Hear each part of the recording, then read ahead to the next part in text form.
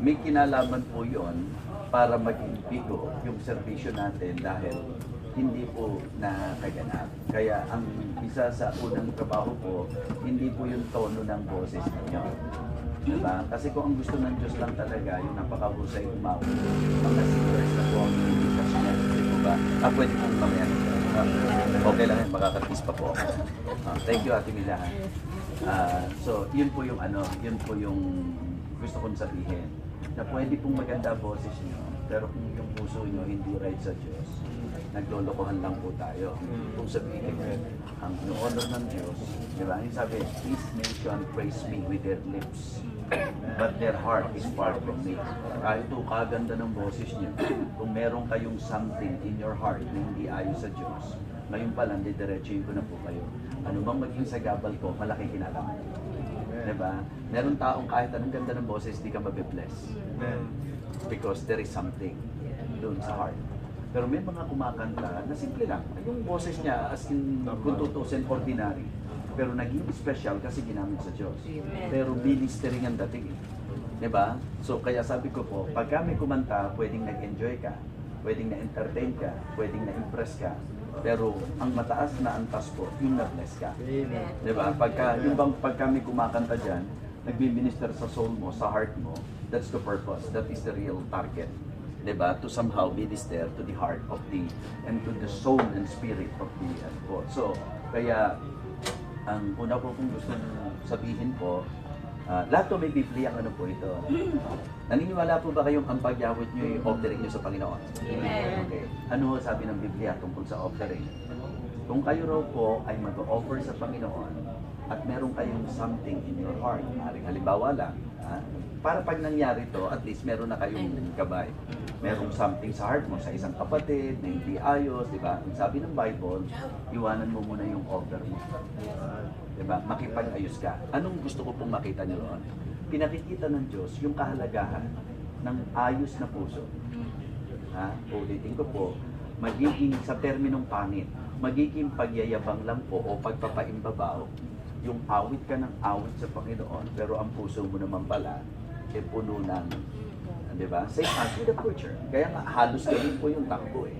Kaya ang lagi pong pinapaalala, di ba? Biblia ba yun? Iwanan mo yung offer mo, iayos mo muna yung iayos doon na, at saka mo ngayon. Okay? So, kung hindi importante yun, hindi sasabihin ng Panginoong Jesus yun. So, kaya, ang basis ko po, kung ano yung nakikita ko po. Okay? So, ngayon, ang tawag po natin, kaya gusto kong i-consider nyo, music team. Diba? Ang idea po ng team, you will function as one. Diba? Yes, magaling si Michael Jordan, diba? Magaling si Stephen Curry, pero ang basketball po, hindi dinesign na isang player. Diba? Kaya, ma-appreciate nyo rin po si Thompson, ma-appreciate nyo po si Scottie Pippen, diba? Scottie Pippen, wala si Pippen. So, I mean, you should appreciate one another and you should function as one in the Lord.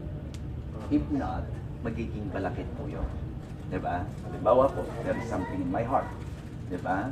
Tapos, eto po, nasa isang team tayo, sabi ng Bible, the Lord will not hear us. Diba? If I regard iniquity in my heart, the Lord will not hear me. Hindi lang mo sa prayer yun. In everything na gagawin mo, kakausapin mo siya, aawitan mo siya, everything, di po ba?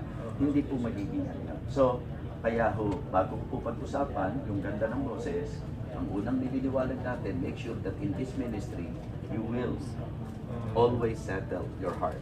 First of all, and for the Lord. And then, okay, so yun po yun. So gusto ko rin pong maging maliwanag na hindi naman siguro iba yung gawain dito sa Paris sa gawain po sa atin, sa bansa natin. Ano po yung mga sometimes na-encounter ko po. Kasi konti lang yung panahon namin dito, gusto ko nang kumbaga mai-point out yung ilan na po pwede ko pong sabihin. Ang mga possibilities po, meron po tayong tinatawag na dahil sa team, di po ba, compose po yan ng iba't ibang tao. Minsan po, ang tendency, imbis na mag-teamwork, to complement one with another, may tendency po na to compete. Diba? Halimbawa, kung ang setup po natin, ngayon, paano ang setup nyo rito? Hindi naman po eh. Diba? Parang ang nakikita ko, may ilan lang sa, pag sabi ko nga, pwede man nakaupo din sa harap. So, Pastor, not to ano ha, basta ang natanaw ko lang, ito pala kayo, marami kayo, di ba? So, pagka sa service, may tatayo, yung kanya-kanyang parang ano yon. Pero dahil team ito, pwedeng ang nakatayo po kung sino yung in charge, pero hanggat maaari, sabi ko rin si Nurse, hanggat maaari po, naka-back up pa din. Yung, so, tapos, halimbawa lang, turn mo. Diba? So, tapos, naka-back up yung mga kasama mo. Halimbawa, turn nila. Naka-back up yung ano. Nadi-develop po yung tinatawag nating team talaga. Okay? So, yun po yung tungkol doon. Ulitin ko ho, ang sabi po ng Bible, possible na may mga nagpupuri sa labi, pero malayo ang puso sa Diyos. Kailan po nangyayari yun? Kapag ka hindi po ayos yung nandun sa heart. So, kaya ano ngayon ang dapat iayos? Make sure that before we come to the Lord, before we sing praises unto God, before we minister unto the Lord, make sure that our heart, our minds, yung talagang totality natin.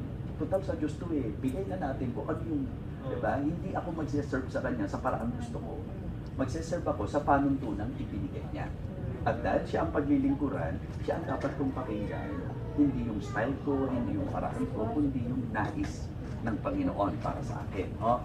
So, yun po yung magiging maliwanag. Ngayon, pagka po team, halimbawa po, church, diba? Kapag ka po team kayo, kung Diablo po ang pag-uusapan, anong iisipin yung posibleng gawin ng Diablo sa isang team?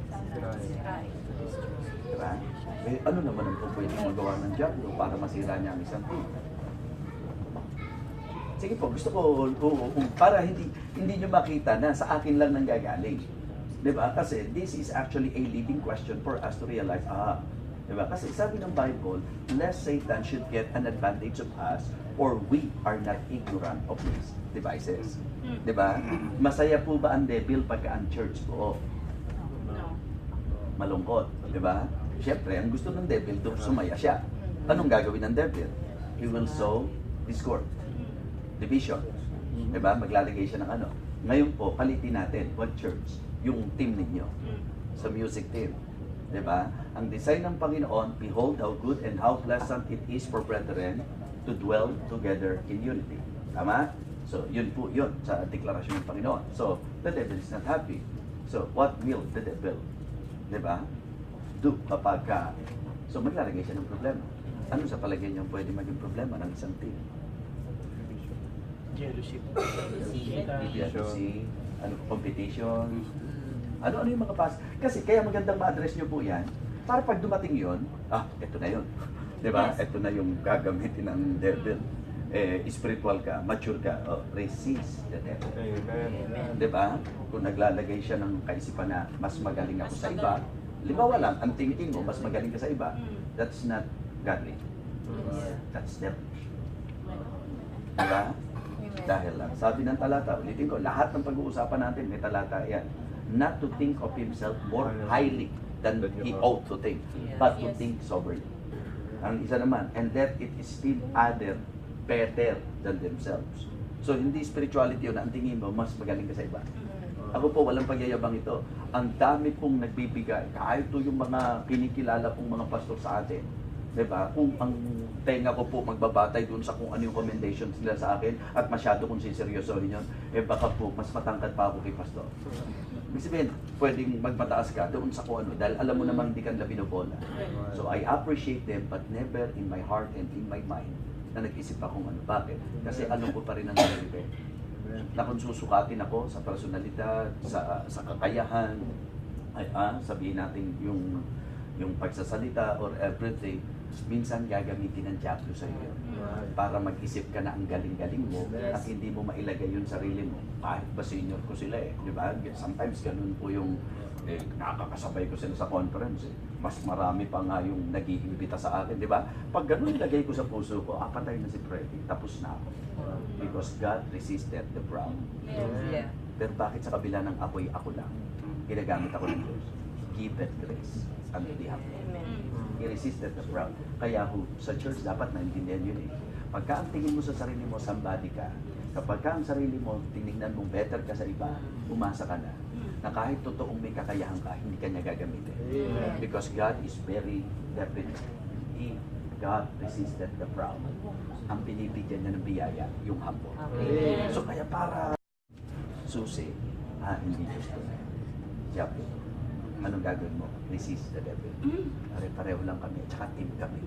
Walang pagalingan sa amin. Yes. Diba? Walang pagandahan sa amin. Kasi kung pagandahan at pagandang lalaki, kahit ako mahirapang mag-judge. Diba? So, kaya yun yung point. Team ang tawag natin. Diba?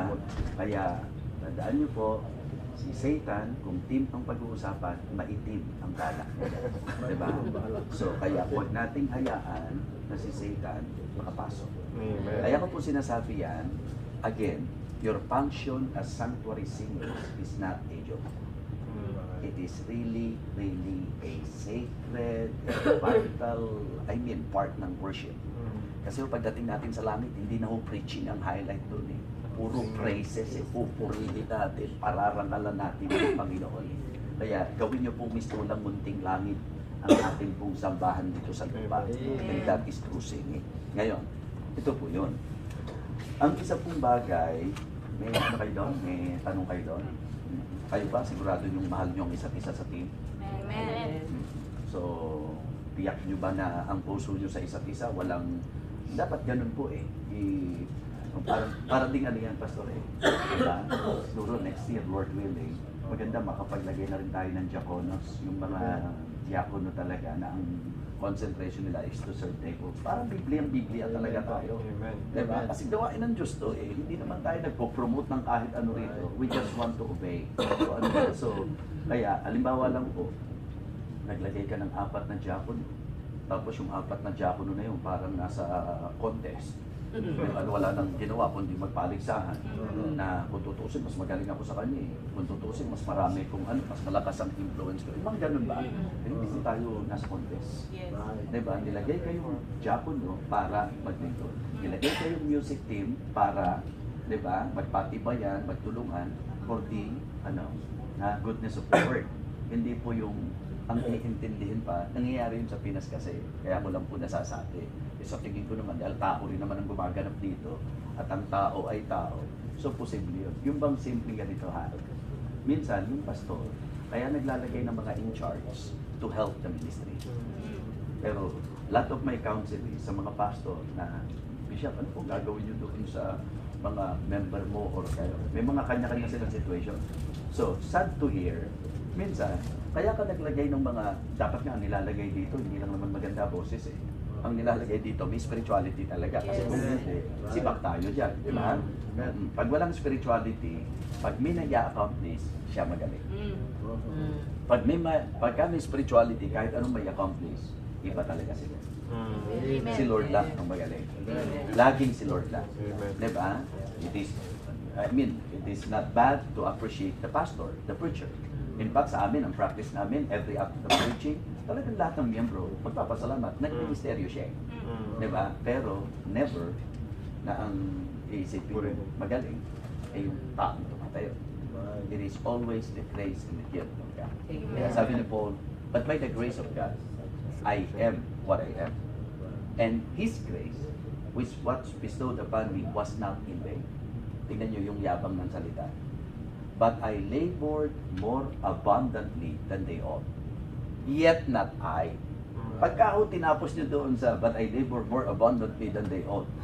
Tapos, ay yabang niya. Pero kaya lang niya dinidiin. Kahit anong sinasabi nyo na i-accomplish ko, yet not I. But the grace of God, which was with me. Kaya ako po, hindi ko niloloko sarili ko. Alam na alam kong ano man ang marinig ko sa tao, grace ng Diyos. Biyaya ng Panginoon. So, yun po yung gusto nating naglagay ka ng mga tao para tumulong sa ministry. Ang mahirap minsan sa pastor, ang kailangan niyang i-troubleshoot yung problema ng mga nakalagay sa ministry. Diba? Diba, naglagay ka sa music team. Tapos ang kailangan mong ayusin yung sa music team, di ba? Kailangan mo, bakit ka pa naglagay kung ganun lang din yun ang tatrabahoin mo? So maganda, kaya dapat po, ang paglalagay din pastor, hindi yung kursunada mo lang, di ba? Na, kaya dahil mayaman siya, dahil sikat siya, dahil sa, di ba? May influence siya. No. It is always spirituality. Di ba? It is always spirituality. Naniniwala ka na siya ay spiritual. Ibig sabihin, pag sinabing spiritual, pinag-aralan naman natin. Romans 12. Tapos so yung mga pahayag ng pagsamba, basta kumari nakaupo lang yan. Tapos tuloy-tuloy na po yan sa soul searching. Yung idea po nung soul searching, pagkatapos mong basahin yung mga pahayag ng pagsamba, moment na yuyuko yung mga mananampalataya at doon po kayo kumakanta ng awit na. Diba? Yung alam mo, search me, O God, and know my heart today. So, parang nagdidikta ka doon sa mga tao na yun ang dapat ginagawa. Soul searching po yan. At hahanap pa po tayo ng mga appropriate song para sa soul searching na yun po yung dapat ang unang gumagawa nito kayo. Diba? But please, hindi kayo exempted. Kasama kayo sa worship. Kahit may particular kayong ministry, sana kayo mismo na kumakanta sa sarili nyo, the same thing. Diba? Okay. Saan natin kinuha? Bakit yun ang ating song selection? Search me, O God. Psalms 139. Diba? Exact version from the word. Search me, O God, and know my thoughts. Try me and know my thoughts. And see if there be any wicked way in me. And lead me in the way everlasting. Okay? Halimbawa po yun. So, doon po sa soul searching, Pastor. Doon sa soul searching, sineset na po yung mood. Okay?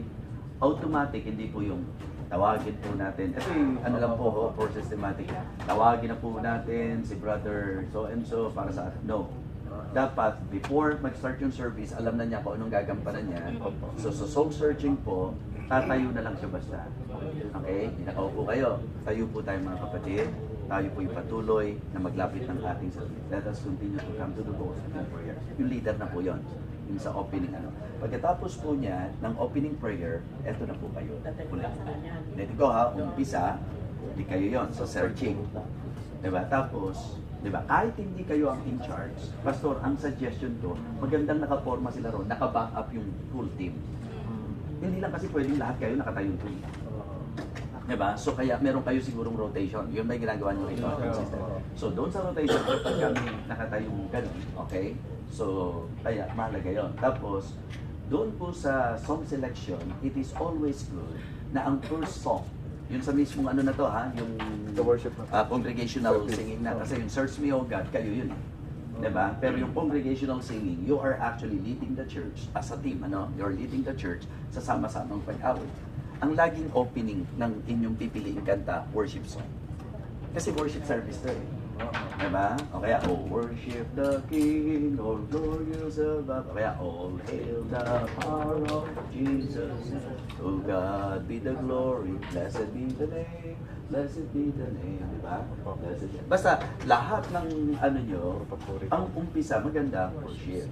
Kung may idea kayo, ha, hindi, kasi ako po, hindi ko gustong hinihingaan ako ng miyembro ng, kasi hindi ko alam, last minute po pwedeng ang Holy Spirit, di ba, may plano akong mensahe, pero ang Holy Spirit can redirect me, di ba, pwedeng mangyari yun, nangyayari po yun. So, at yun po ang reason kung ba't ako nagbibigay ng program sa mga miyembro.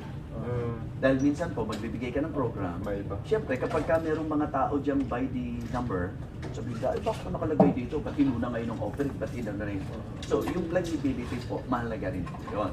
Okay? Kasi, we believe literally in the leading of the Holy Spirit that can be very, di ba? Habang, okay, so, kaya sa tatlong kanta, isa o dalawa roon, umpisa basta, ang umpisa worship song o hanggang pangalawa, tapos, kung may idea kayo o may leading ng Panginoon sa inyo, sa kung ano man, doon yung makikita kung paano pinagtatagpo ng Panginoon yan.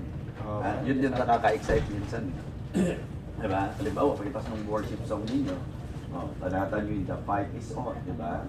The fight is on, o kaya sound the battle cry, onward Christian soldier, diba? Mga ganon.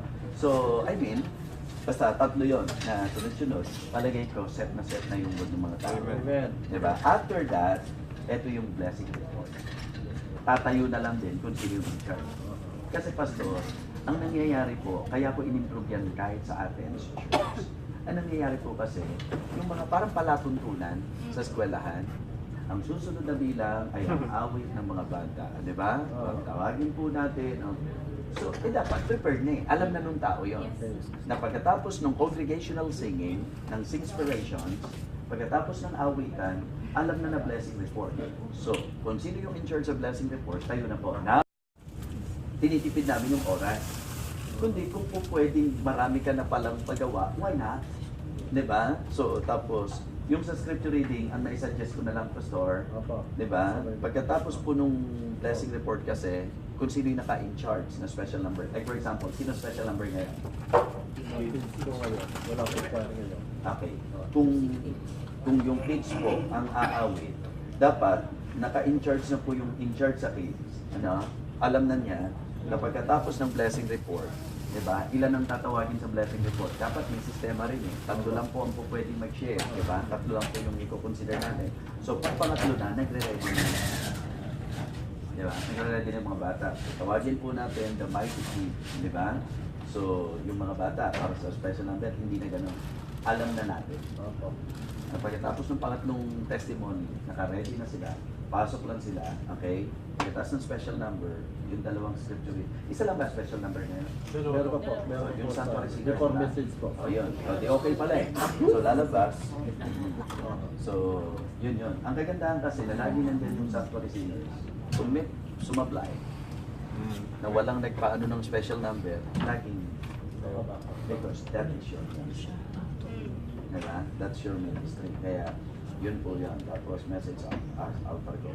Kaya tingnan niyo po kung gaano kaano yung function ng Opo, lagi po. Kaya unawain niyo po ako na kailangan ko i sa inyo. Na hindi ito yung gusto lang natin nakakakanta tayo na yun. Dapat tingnan natin yung malaki, yung sagradong pananagutan natin na dapat sa service. Tayo ang isang unang areglado. Kasi pagkatapos po ng altars ko, yung altar call, yung mangyayari po dyan, may response song, di ba? Na pag lumalapit po yung, di ba? I surrender all, have thine own way, Lord, di ba? Mga kanta po na po pwedeng nag-ano pa rin, support pa rin. Ayun po. May tanong po kayo. Ay, may tanong lang po. Yung po, Pastor, kasi normally ginagawa natin, kumakanta po kami sanctuary sa offertory habang binibigay yung mga tithes.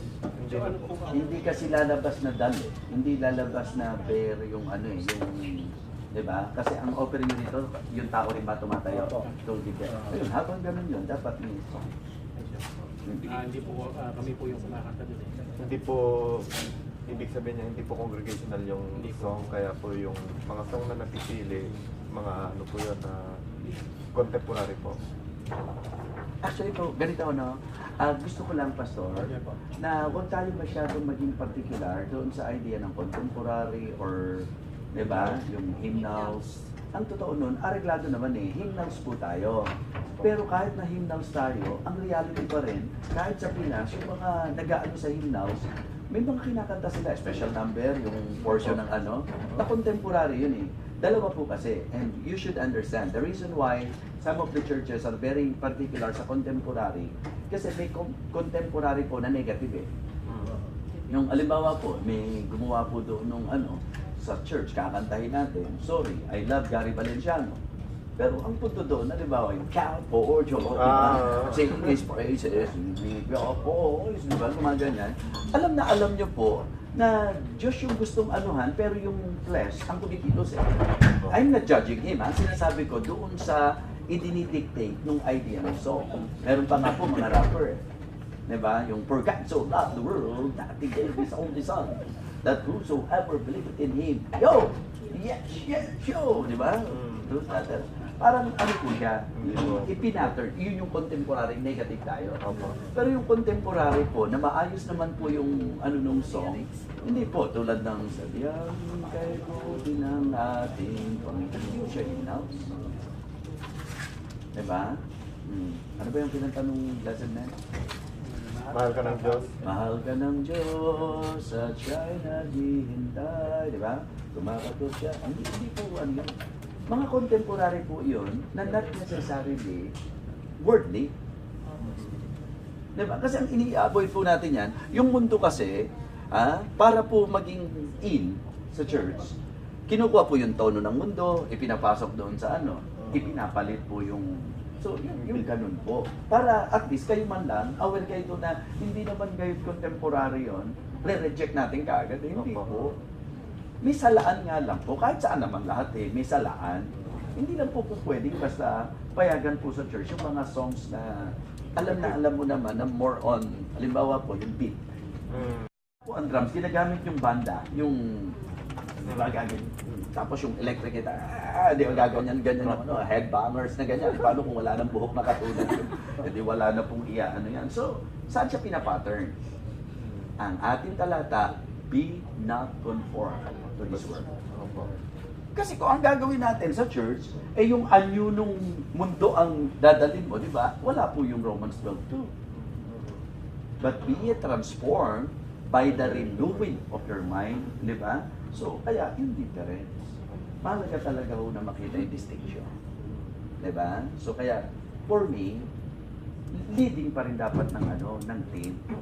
Na pag offering po, sila dapat ang nakakakabisa ng kung ano yung song. Diba? Ano ba magandang song pagka offering? Para malaki, keep them on. Keep them on. Hindi. Halimbawa po, may mga na-compose ng kanta eh. So give it right this time. Diba? Yung parang ganun. O kaya, alam niyo po sa offering, pwede rin po yung dakilang katapatan. Opo. Diba? Kasi kaya rin tayo kumikilala sa Diyos dahil sa katapatan niya.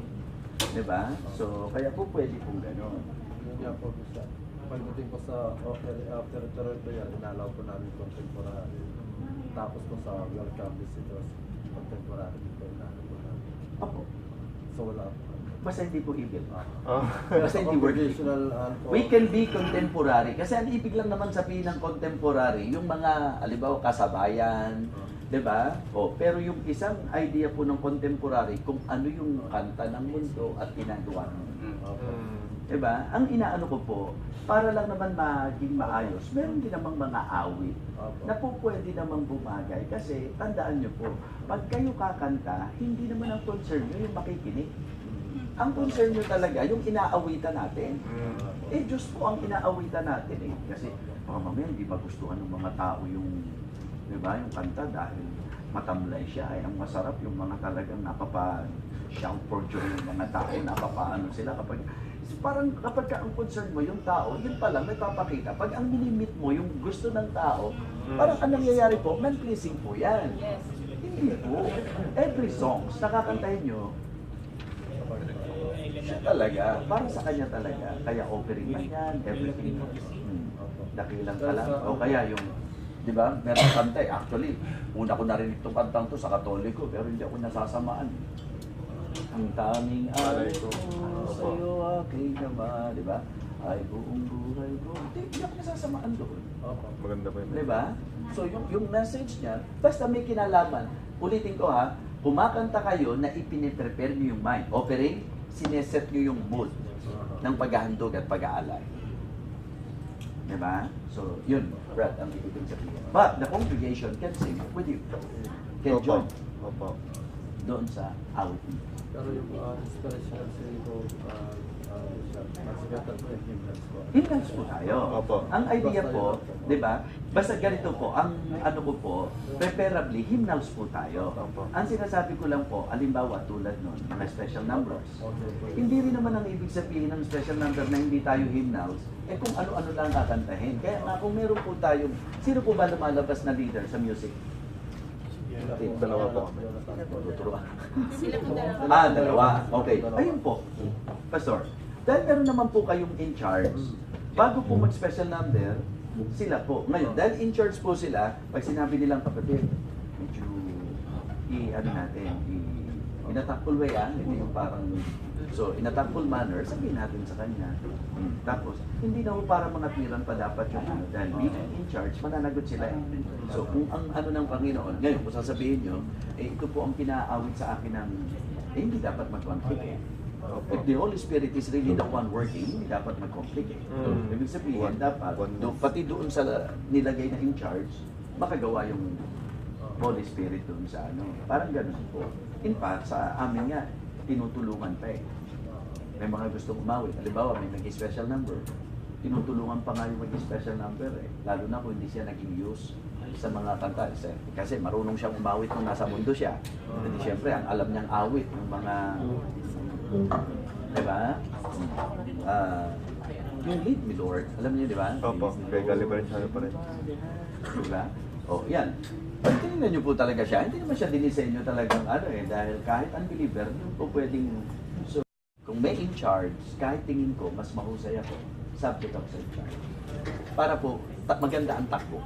Umaayos po yung, di ba? Umaayos po yung ano natin. Sige po, anything. One more thing po. Halimbawa po, nagkaroon ng konting discussion. Halimbawa, nagkaroon silang misunderstanding o nagkaroon silang gap.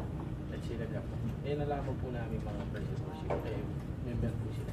May karapatan po ba kami ni Bradala na kausapin sila o pag-ayaw po nila magpaayos? Ano po? Actually, kahit nga hindi kayo leader, pag may alam niyong may conflict ng kapatid, tutulong tayo dapat para po, alam niyo na, makakapasok ang devil dyan. Hindi po, I mean, particular po sa praise and worship music. Hindi, ito ang sagot ko ha. The more, na dahil particular tayo, the more, na dapat kayong kumilos. Diba? Kung halimbawa, sorry sa salita, para ano lang, halimbawa hard-headed, eh pasensya ka. Kung hindi mo kayang dunukin ang pride mo, may policy tayo. Ang system natin sa music, mahirap yung may ganyan kayo, tapos kakanta kayo. So, diba? If you really do not want to make yourself right with God, you better leave them. Huwag yung idamay. Yung, Opo. Yes. diba? Yun eh. Hindi ko po pwede na dahil sa ano, yung kapakanan ng, that's unfair. Diba? Magiging unfair po sa gawain yan. At tatandaan niyo po ito. Ang sabi po ng Romans chapter 12, yun po yun. If it be possible, as much as lieth in you. Anong sabi? Live peaceably with all. Kaya kung may natural lang kasing discussion eh. Di ba? Minsan siyempre magkakaiba tayo ng ano. Opo. Yung sa tingin ko, di nagtalo sila. Walang personal. Di ba? Eh minsan kasi pag nagtalo, kailangan yung personal na hindi kita papakitin. Tapos pagka nasa church ka, holy, holy, di ba? I love that thrill. Niloloko mo sarili mo. That's my view, ha? Huwag kayong baanghangan sa akin. Ako po, napaka-considerate ko, pero gusto ko, straight din po ako, nasasabihin ko, if that is the case, na kayo mismo, paano nyo iaayos ang gawain na kayo sa sarili nyo, hindi nyo maayos yung sarili nyo? Diba? O, titiyakin ko naman, ang isang conflict na hindi maayos, ang nasa gitna ng lahat, nasa ibabaw ng lahat, pride. Yes. Dahil ang isang taong humble, hindi mahirap dahil ang tao pipilit, hindi, dapat ako yung pride. Diba? Siya kasi, diba? Ganun lagi yung, well, pag napag-usapan, kung hindi man kayo nag-abot doon, Paul and Barnabas. Diba? Maghiwalay kayo nang hindi kailangang magkikreate tayo ng, nung si Pablo ba, tsaka si Barnabas, naghiwalay, binabalitaan ba kayong issue? Wala eh. In fact, later on, in the life of the Apostle Paul, just try to imagine, he humbled himself eh.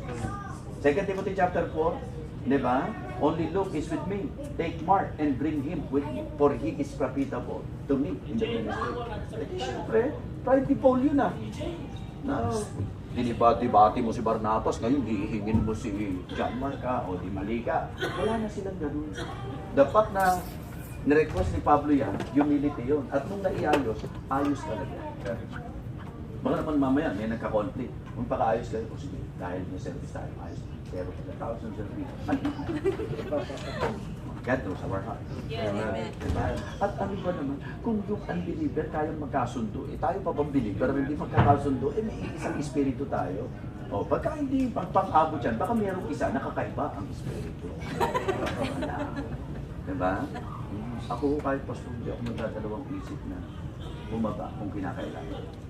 Diba? Kung kinakailangan. Pero syempre po, hindi naman po pwedeng i-tolerate natin na kailangan eh. So, yun po yung ang sagot. Tagal lang sinabi ko. Nandito si Ate Irene. Ang sagot ko lang doon, kaya kami leader in church. And in fact, kahit naman kayo mag-lead, hindi pa rin nawawala. Na on top of it, you have the pastor. Pastor, medyo itong si Ani at si Christy, hindi nagkasundo sa selfie. Diba? Kasi gusto ni Christy, habang nag-praise and worship, habang Selfie. magsiselfie, sabi ni Ani, Kunan pa po. pwedeng palagpasin mo muna yan. Pero, ang sabi naman ni Christy, sasaway-saway siya, pero pag nag-selfie, panay din ang po. Halimbawa, gano'n. Diba? Parang hindi maiaayos sa spiritong, diba? maliligasan siya o makikipag-trend. Ano sagot? Ngayon, palabasin sa Diyos ka na kung siya pala yun, ganun ang gagawin niya, eh di ganun din ang gawin mo. Diba? Halimbawa, dali lang sa ito eh. Yung mga naglalasingan, nagiinuman, kung Kristiyano, dapat bang uminom? Simple lang ang tanong. Kung si Jesus Christ kaya, diba? Lagi kung ganun ang ano nyo, dahil ano man daw ang gagawin nyo, dapat do it for the Lord. Okay, malinaw yun? Sagot na. Opo. Sino pa po? May tanong. Music team. God is counting. Amen. Diba? Your ministry is not a shallow ministry. It is a very, very sacred ministry. Kayo ang nagseset. Diyos to ha, Diyos to, siyempre. Pero kayo ang instrumento na nagseset. Ay lalo na kung ano, halimbawa lang, music team, di ba? Tapos, etong members, alam na si Christy at saka si Annie, halimbawa lang. Tapos kakanta sila, di ba? Alam mo bang imbis na nagko-concentrate yung kumakanta? Inaabangan na yun. Alam naman. Naintindihan niyo pa yung sinabi? Yes. It can happen. Yes. Amen. Nangyayari. Yes. So, kaya, Sila na lang po nakakaalam doon. oo. Tapos hindi, tsaka ito, pagka naman alam nila, tapos wala. Ayan, wala sila ano sa ano ngayon kasi. Meron pa din. Naintindihan niyo? Ang ibig na sabihin, walang alternative, kundi itama, iayos, iayos. Ganun lang yun eh. Pagka ba nakipag-away ka, ano ba talaga goal mo? Bate. Diba? So, yun yung point. So, Spirit of God, o anong Spirito ng Panginoon? Ulitin ko, mahirap lang pag-abutin kung magkaiba ang Spirito. Ha? Kaya nga sabi ni Paul, be and not unequally yoked together with the unbeliever. Ang hirap talagang pag-abutin. Diba? Ang klase mo, unbeliever, tapos gusto mo, pareho kayo ng mga pagdalagal. Natural it. Okay po, yes. Excuse me, Bishop. Para po dun sa case na halimbawa kunwari si Sister Annie at si Sister Bakit Christy. kasi hindi na kayo mag-ayos? Kunwari po, meron po silang misunderstanding o na may isang party na alam niya. So, what's the best solution? What do you mean may isang party No, na? kunwari, ako alam kung nagkakaroon sila. Inside yan. Ang target lagi, hindi yung magpapamper ng feelings ng iba. Kasi may possibility po. Mag-take side, Wait. di ba? Kasi division nga yun eh. Yun ang mabubuo nun. Yes. Ang dapat takbo ng isip ng lahat, kahit na mas close ka pa doon sa isa, in the spirit of God, paano to yan? Hindi yung, alam mo na, hindi siya. So, kailangan kong may sabi ko sa leader o what? Pwede mo na rin kausapin. Hindi, either. Pareho yung iniisip mo, parehong tama. Ah, Diba? Dahil magkakapatid naman kayo, magkakasama ng tayo kasi malasakitan kayo. ako. Kung ano yung, diba? Hindi ko naalala yung pinag-usapan natin, hindi naman sinabi ng bishop, kung matalata yung sa atin na nagpapakita. Kasi ako, kaya lang malakas ang loob ko, pag matalata. Diba? O wala naman, isip ko, kanya-kanyang pananaw tayo. Diba? Kaya wala ka, okay, tuloy mo yan teacher sa sandali, para lang hindi pa po tuloy yung isip. Diba? Wala ka nababayo kung sincere mo dahil magkakasama kayo. Diba?